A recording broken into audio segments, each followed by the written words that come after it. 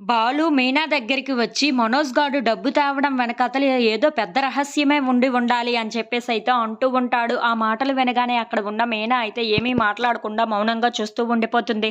ఇంతలో అక్కడ ఉన్న బాలు మాత్రం అవును, నాకెందుకో తేడాగా అనిపిస్తుంది. 25,00,000 కరెక్ట్‌గా తేవటం ఏంటి? మళ్ళీ 15,00,000 తీసుకొని వస్తాడంట.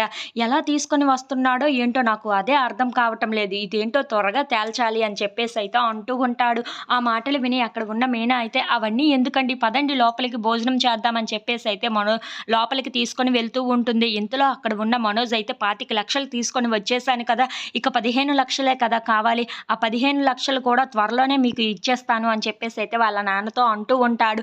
ఆ మాటలు వినగానే అక్కడ ఉన్న బాలు మాత్రం అదేంట్రా, కరెక్ట్‌గా 40,00,000 అంటే అతను 40,00,000 ఇస్తున్నాడు. అలా ఎలా కుదురుతుంది? మీనా, నిన్ను ఒక క్వెషన్ అడగనా నేను?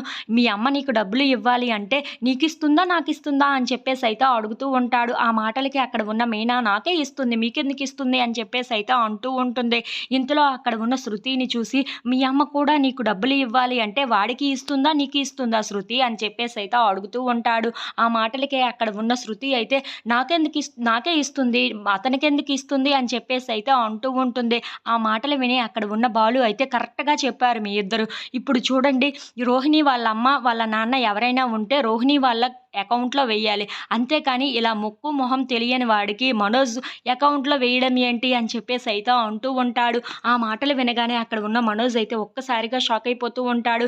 ఈడేంటి ఇలా మాట్లాడుతున్నాడు అని చెప్పేసైతే అనుకుంటూ ఉంటాడు. ఇంతలో అక్కడ ఉన్న రోహిణి మాత్రం చాలా టెన్షన్ పడిపోతూ ఉంటుంది. ఇదేదో నాకు చాలా తేడాగా ఉంది. నాకు తెలిసి ఆ 40,00,000 పట్టుకొని వెళ్ళిపోయింది కదా నీ లవరు. ఆ లవరే ఇప్పుడు నీ అకౌంట్‌లో వేస్తుందేమో అనిపిస్తుందిరా నాకు అని చెప్పేసైతే అంటూ ఉంటాడు. ఆ మాటలు వినగానే అక్కడ ఉన్న మనోజ్ మాత్రం ఏంటి వీడు చూసింది చూసినట్లుగా ఇలా చెప్తున్నాడు అని చెప్పేసైతే అంటూ ఉంటాడు. ఇంతలో అక్కడ ఉన్న సత్యం మాత్రం ఏంట్రా అసలు, అవును, రోహిణి వాళ్ళ అమ్మ నాన్నకి అసలు నువ్వు తెలియదు, నీ అకౌంట్‌లో ఏమీ తెలియదు.